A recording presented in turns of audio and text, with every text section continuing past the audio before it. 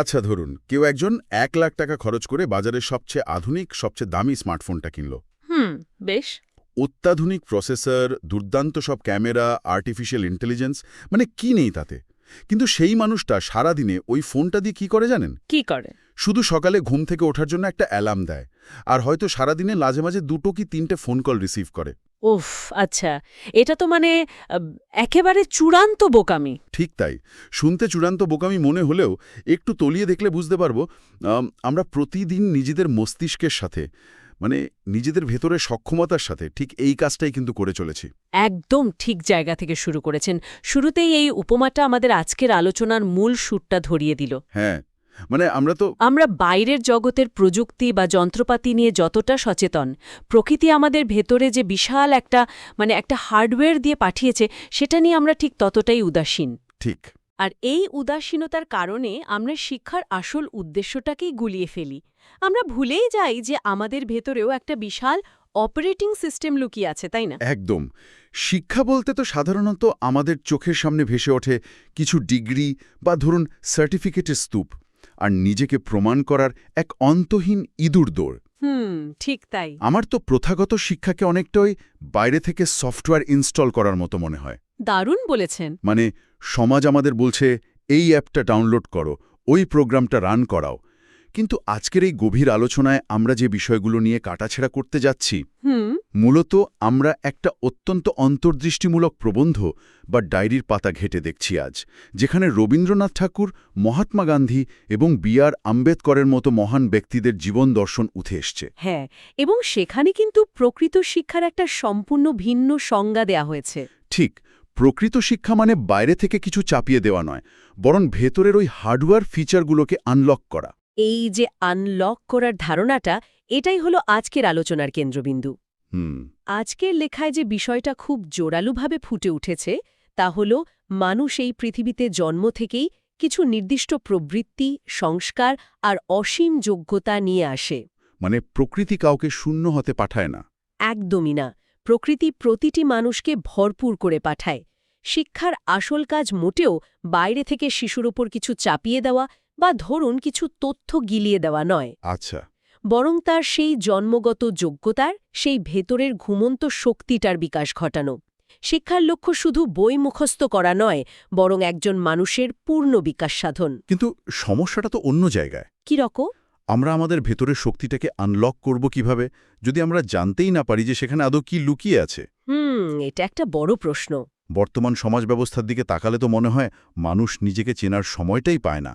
সকাল থেকে রাত পর্যন্ত কাজের চাপ, সোশ্যাল মিডিয়ার হাতছানি, পারিপার্শ্বিক প্রত্যাশার চাপ। হ্যাঁ, দম ফেলার সময় নেই। সব মিলিয়ে তো নিঃশ্বাস ফেলারই সময় নেই। আমরা তো ওই টিকে থাকার লড়াইয়েই ব্যস্ত। আসলে আধুনিক জীবনের এই ইঁদুর দৌড়, বা যাকে আমরা বলি কগনিটিভ ওভারলোড, সেটা আমাদের মস্তিষ্ককে সারাক্ষণ একটা সার্ভাইভাল বা টিকে থাকার মোডে রাখে। Survival mode, right? হ্যাঁ, আর যখন আমরা কেবল টিকে থাকার জন্য দৌড়াই, তখন আমাদের মস্তিষ্ক সেই গভীর চিন্তার স্তরে পৌঁছাতেই পারে না, যেখানে আসলে আত্মোপলব্ধি ঘটে। তার মানে আমরা ভাষা স্তরেই বেঁচে থাকি। একদম। অধিকাংশ মানুষ জীবনে আসলে কি চায় সেটাই তারা জানে না। কেন জানে না? কারণ তারা কখনো নিজেকে চেনার চেষ্টাই করেনি। আমরা বাইরের পৃথিবীর সবার সাথে কানেক্টেড থাকার আপ্রাণ চেষ্টা করছি, অথচ নিজের ভেতরের সত্তার সাথে আমাদের কোনো যোগাযোগই নেই। এটা একটা সাংঘাতিক কথা বললেন। আমরা দুনিয়ার খবর রাখছি, কিন্তু নিজের খবর জানি না। তাহলে এই সংযোগটা আবার স্থাপন করা যায় কিভাবে? আমরা কিভাবে বুঝব যে আমাদের কোন ফিচারগুলো ওই অব্যবহৃত পড়ে আছে? এর জন্য আজকের সোর্স মেটেরিয়ালে, আমাদের আলোচনায় একটি অত্যন্ত শক্তিশালী অভ্যাসের কথা উঠে এসেছে। আচ্ছা, সেটা কি? শত ব্যস্ততার মাঝেও প্রতিদিন অন্তত ২০ মিনিট নিজের সঙ্গে একান্তে কথা বলার জন্য সময় বের করা। প্রতিদিন ২০ মিনিট শুধু নিজের সাথে? হ্যাঁ, ব্যাপারটা শুনতে খুব সাধারণ মনে হলেও এর মনস্তাত্ত্বিক প্রভাবটা কিন্তু বিশাল। একজন মানুষের সবথেকে ভালো বন্ধু সে নিজেই। এটা আমরা অনেকেই মানতে চাই না। বাইরে আমাদের অনেক বন্ধু বা শুভাকাঙ্ক্ষী থাকতে পারে, যারা হয়তো খুব ভালো উপদেশও দেয়, কিন্তু নিজের থেকে ভালো পরামর্শ নিজেকে আর কেউ দিতে পারে না। এটা খুব ইন্টারেস্টিং একটা পয়েন্ট। সাধারণত আমরা যখন কোনো সমস্যায় পড়ি, তখন অন্য মানুষের কাছে ছুটে যাই পরামর্শের জন্য, তাই না? ঠিক। কিন্তু আমরা ভুলে যাই যে অন্য কাউকে আমাদের সমস্যাটা বোঝানোর সময় আমরা অবচেতনভাবে অনেক তথ্য বা প্রেক্ষাপট লুকিয়ে ফেলি। একদম তাই, আমরা ফিল্টার করে ফেলি। হ্যাঁ, আমরা শুধু ততটুকুই বলি যতটুকু আমরা শোনাতে চাই, বা ধরুন যতটুকুতে আমাদের নিজেদের দোষ কম মনে হবে। ফলে অন্যের দেওয়া পরামর্শ কখনো পুরো পরিস্থিতির উপর ভিত্তি করে হয় না। একদম যুক্তিসঙ্গত একটা পর্যবেক্ষণ। একজন মানুষকে তার নিজের চেয়ে ভালোভাবে আর কেউ চেনে না। আমরা আমাদের ভেতরের ভয়, দুর্বলতা আর আসল উদ্দেশ্যগুলো সম্পর্কে পুরোপুরি সচেতন থাকি, যদিও সেগুলো আমরা অন্যের কাছে স্বীকার করি না। ঠিক ধরেছেন। আর এই জন্যই বলা হয় আমাদের সিদ্ধান্ত তখনই ভুল হয় যখন আমরা তাড়াহুড়ো করে বাইরের কোলাহলে প্রভাবিত হয়ে কোনো পদক্ষেপ নিই। মানে অন্য মানুষের কথায় প্রভাবিত হয়ে। হ্যাঁ, কিন্তু যদি আমরা একটু আত্মবিশ্লেষণ করে নিজের সাথে কথা বলে সিদ্ধান্ত নিই, তবে অনুতাপের সম্ভাবনা প্রায় থাকে না বললেই চলে। এই প্রসঙ্গে আমাদের সোর্সে উল্লেখিত ওই মহান ব্যক্তিদের কথা মনে পড়ছে। রবীন্দ্রনাথ ঠাকুর, মহাত্মা গান্ধী বা বি.আর. আম্বেদকরের মতো ঐতিহাসিক ব্যক্তিদের জীবনযাপন লক্ষ্য করলেও কিন্তু এই প্যাটার্নটা খুব স্পষ্ট দেখা যায়। হ্যাঁ, তারা আত্মনিরীক্ষণ করতেন নিয়মিত। ঠিক, তারা প্রত্যেকেই তাদের ওই অসম্ভব ব্যস্ত জীবনের মাঝেও আত্মনিরীক্ষণের জন্য প্রচুর সময় দিতেন। এটা শুধু চুপচাপ বসে বসে ভাবা ছিল না। এটা ছিল একটা সুশৃঙ্খল অনুশীলন। একদম। তারা জানতেন যে বাইরের পৃথিবীর পরিবর্তন আনতে হলে আগে নিজের ভেতরের জগৎটাকে বুঝতে হবে। এই মহান ব্যক্তিদের সাফল্য কিন্তু কোনো জাদুর ফলে আসেনি। তারা নিজেদের অন্তরের সাথে সবথেকে বেশি বন্ধুত্ব পাতিয়েছিলেন। আর যখন আমরা নিজের সাথে বন্ধুত্ব করার কথা বলছি, তখন সেখানে কোনো রাগঢাক থাকে না। আমরা যখন অন্যের কাছে গঠনমূলক সমালোচনা চাই, তখন মুখে যতই বলি না কেন, বাস্তবে কেউ ভুল ধরিয়ে দিলে ভেতরে ভেতরে একটা প্রবল প্রতিরোধ তৈরি হয়, তাই তো? একদম তাই, গায়ে লেগে যায় ব্যাপারটা। এর কারণ তো আমাদের ইগো বা অহংকার। কেউ যখন আমাদের সমালোচনা করে, তখন আমাদের মস্তিষ্ক সেটাকে একটা মানসিক বা সামাজিক হুমকি হিসাবে ধরে নেয়। হ্যাঁ, একটা থ্রেট হিসেবে পারসিভ করে। ঠিক, আমাদের আত্মরক্ষার ঢাল স্বয়ংক্রিয়ভাবে উঠে যায়। আমরা তখন ভুলটা শোধরানোর চেয়ে নিজেকে ডিফেন্ড করার বা প্রমাণ করার দিকে বেশি মনোযোগ দিই। আর ঠিক এই কারণেই আয়নার সামনে দাঁড়িয়ে নিজের আত্মবিশ্বাসের আয়নায় নিজেকে দেখাটা সবচেয়ে নিরাপদ এবং কার্যকরী একটা পদ্ধতি। আয়নার সামনে? হ্যাঁ, রূপক অর্থে। সেখানে কোনো বাইরের বিচারক নেই, কেউ আঙুল তোলার নেই, শুধু আমি আর আমার নিজের বিবেক। চমৎকার বলেছেন। নিজের আয়নায় নিজেকে দেখার এই প্রক্রিয়ার মাধ্যমেই মূলত আত্মচিন্তন শুরু হয়। আর এই আত্মচিন্তনের দুটো অত্যন্ত গুরুত্বপূর্ণ ধাপ রয়েছে। কি কি ধাপ? প্রথম ধাপ হল আমাদের ভেতরের দোষ বা অবগুণগুলোকে চিহ্নিত করে সেগুলো ত্যাগ করা। আচ্ছা। আর দ্বিতীয় ধাপ হল ভালো গুণগুলোর বিকাশ ঘটানো। এখানে আমাদের সোর্সে খুব চমৎকার দুটো উপমা ব্যবহার করা হয়েছে। হ্যাঁ, উপমা দুটো বলুন। ধরুন, একটা কাপড়ের নতুন রং করার আগে কাপড়ের পুরনো রংটা ভালোভাবে তুলে ফেলতে হয়। রাইট, না হলে নতুন রং ধরবে না। ঠিক। অথবা জমিতে যখন নতুন ফসল ফলানোর সময় আসে, তখন প্রথমে জমি থেকে পুরনো খড়, পাতা, আগাছা পরিষ্কার করে নিতে হয়। অর্থাৎ নতুন কিছু শেখার আগে আমাদের অনেক পুরনো ভুল ধারণা বা বদভ্যাসকে আনলার্ন করতে হবে। একদম, আনলার্ন করাটা খুব জরুরি। আগাছা পরিষ্কার না করে সেখানে যতই সার দেয়া হোক না কেন, ভালো ফসল তো ফলবে না। কখনোই না।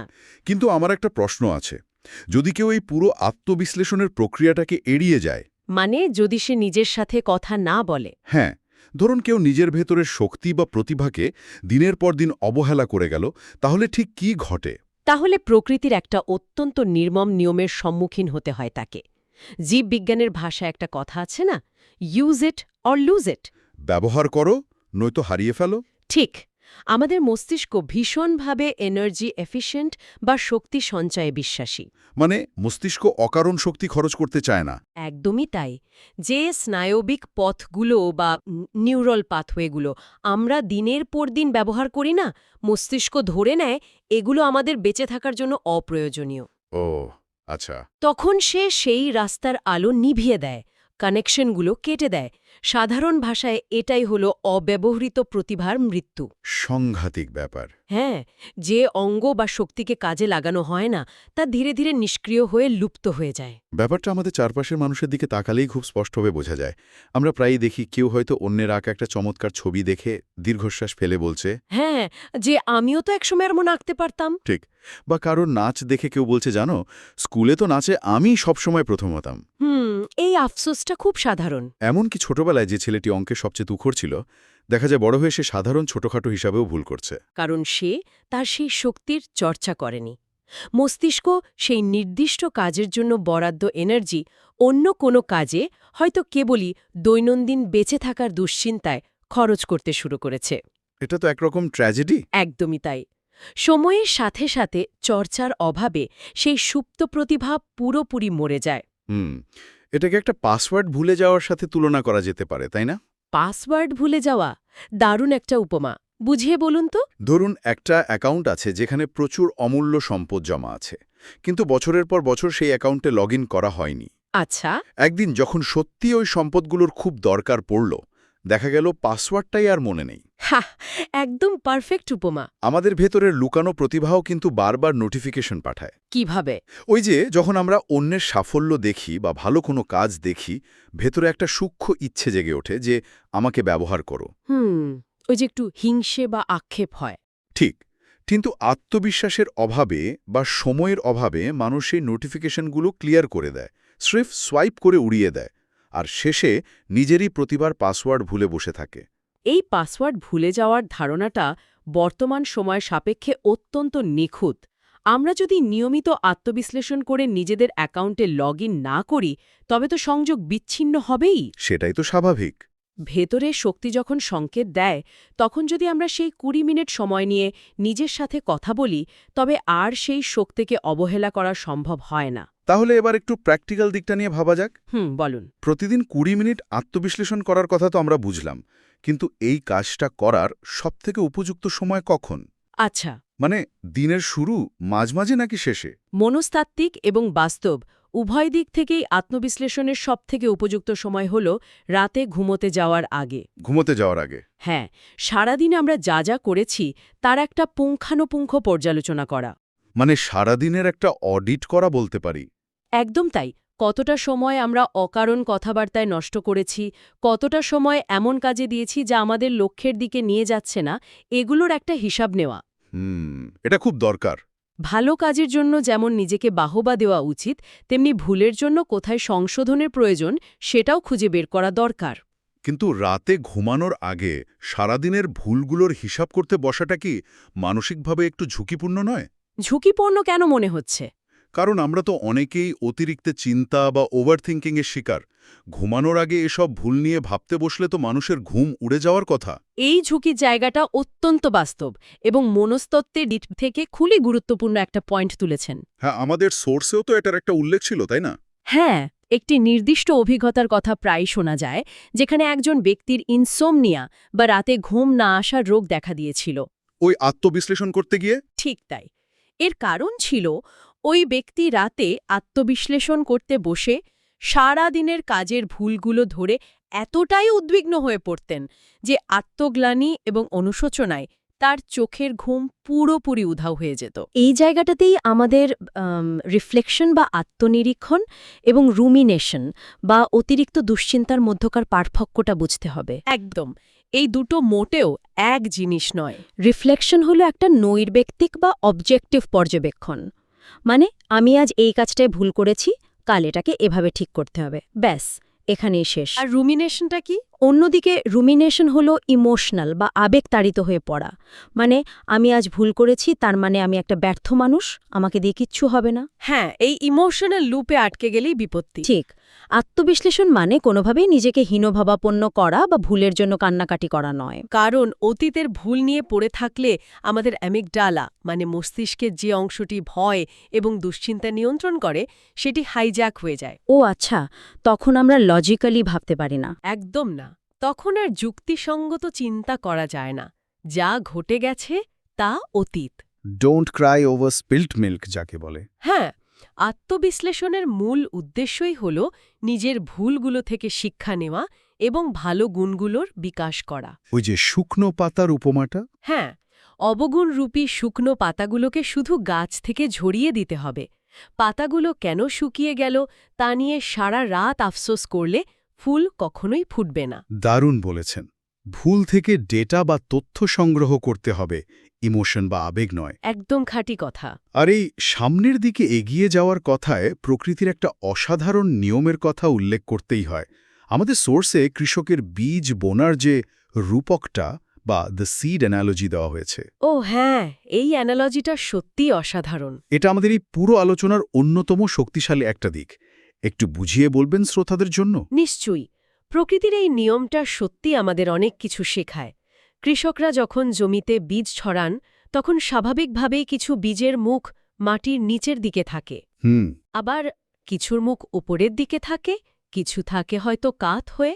মানে র্যান্ডমভাবে পড়ে থাকে। ঠিক, কিন্তু কিছুদিন পর যখন সেই বীজ অঙ্কুরিত হয় তখন মাটির নিচে এক অদ্ভুত ঘটনা ঘটে। কি ঘটনা?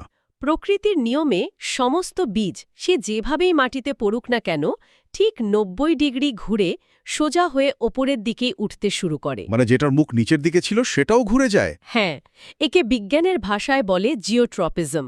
অভিকর্ষের বিপরীতে কাণ্ড সবসময় ওপরের দিকেই উঠবে। ব্যাপারটা ভাবলে সত্যি অবাক হতে হয়। মানে বীজ যেভাবেই পড়ুক, চারপাশের মাটিটাকে যতই চেপে রাখুক না কেন, সে ঠিকই মাটি ফুঁড়ে ওপরের দিকে উঠবে। আর মানুষের ভেতরের অসীম শক্তির স্বভাবও ঠিক একই রকম। মানে আমাদেরও ওপরের দিকে ওঠার কথা। একদম। বনস্পতির মতো মানুষেরও ওপরের দিকে ওঠাই হল প্রকৃতির আদি নিয়ম। মানুষ যদি নিজের ভেতরের সেই শক্তিকে চেনে, নিজের গুণগুলোকে আনলক করতে পারে, তবে সে নিশ্চিতভাবে সাফল্যের শিখরে পৌঁছাবে। চারপাশের পরিস্থিতি যতই খারাপ হোক না কেন। হ্যাঁ, পরিস্থিতি, দারিদ্র্য, সামাজিক চাপ বা অতীতের ভুল তাকে সাময়িকভাবে নিচের দিকে টেনে রাখলেও নিজের প্রতিভার পাসওয়ার্ডটা একবার রিকভার করতে পারলে প্রকৃতির নিয়ম এসে ঠিক ওপরের দিকে উঠে আসবে। ঠিক তাই। তাহলে আজকের এই পুরো আলোচনা থেকে আমরা আসলে কি নিরাশ পেলাম? একটু সাম আপ করা যাক। প্রথমত, প্রকৃতি কাউকে দিনহীন বা দুর্বল করে পৃথিবীতে পাঠায়নি। আমাদের সবার মধ্যেই অসীম একটা শক্তির ভাণ্ডার লুকিয়ে আছে। হ্যাঁ, হার্ডওয়্যারটা সবার ভেতরেই আছে। ঠিক, আমাদের কাজ হলো পুরনো খড়পাতার মতো দোষগুলোকে ঝরিয়ে ফেলা। আর দ্বিতীয়ত, অতীতের ভুলের জন্য রাতের পর রাত জেগে অনুতাপ করাটা একেবারে অর্থহীন। একদম রুমিনেশন করা যাবে না, রিফ্লেকশন করতে হবে। বরং নিজের সাথে কথা বলা, নিজের ভেতরের সেই পাসওয়ার্ড ভুলে যাওয়া, প্রতিভার অ্যাকাউন্টে আবার লগ ইন করা এবং আগামীর লক্ষ্য স্থির করাটাই হলো আসল কাজ। মানুষের জীবনে এর চেয়ে বড় সত্য আর কিছু হতে পারে না। হুম প্রতিকূলতা পেরিয়ে চারাগাছ যেমন সব বাধা ঠেলে ঠিক সূর্যের দিকেই মুখ করে ওঠে, তেমনি নিজের শক্তির সঠিক প্রয়োগ করতে জানলে যে কোনো মানুষই সমস্ত বাধা পেরিয়ে ঠিক শীর্ষে পৌঁছাতে পারে। কিন্তু ওই যে তার জন্য সময় দিতে হবে। শুধু দরকার প্রতিদিন ওই ২০টা মিনিট নিজের জন্য বরাদ্দ করা। বাইরের পৃথিবীর কোলাহলে আমরা সবার সাথে যোগাযোগ রাখছি, কিন্তু নিজের সাথে যোগাযোগের বেলায় আমরা বড্ড উদাসীন। এই উদাসীনতা কাটানোই হলো প্রথম পদক্ষেপ। দারুণ বলেছেন। আর ঠিক এই জায়গাটা থেকে আজকের আলোচনার একেবারে শেষে এসে একটি বিষয় একটু গভীরভাবে ভেবে দেখার মতো। বলুন। আমরা তো আজ জানলাম যে চর্চার অভাবে, অবহেলার কারণে আমাদের ভেতরের সুপ্ত প্রতিভাগুলো আমাদের মস্তিষ্ক শক্তির অভাবে ধীরে ধীরে মেরে ফেলে। হ্যাঁ, use it or lose it. প্রতিদিনের এই তুমুল কোলাহলে এবং ব্যস্ত জীবনে আমাদের সবার ভেতরেই হয়তো এমন কোনো প্রতিভার বীজ অঙ্কুরিত হওয়ার আপ্রাণ চেষ্টা করছে, যাকে আমরা দিনের পর দিন কেবলই অবহেলা করে চলেছি। তাকে একটুও জল দিচ্ছি না, আলো দিচ্ছি না। ঠিক তাই। আজ রাতে ঘুমোতে যাওয়ার আগে সবকিছু থেকে নিজেকে সরিয়ে নিয়ে অন্তত ২০ মিনিট সময় বের করে সেই উপেক্ষিত বীজটার কথা ভাবলে কেমন হয়? এটা একটা চমৎকার ভাবনা। কে জানে, হয়তো সেটাই কালকে সবচেয়ে বড় বনস্পতি হওয়ার অপেক্ষায় রয়েছে। নিজের সাথে কথা বলতে থাকুন, ভেতরের শক্তিকে জাগিয়ে তুলুন। আজ এখানেই শেষ করছি। ভালো থাকবেন।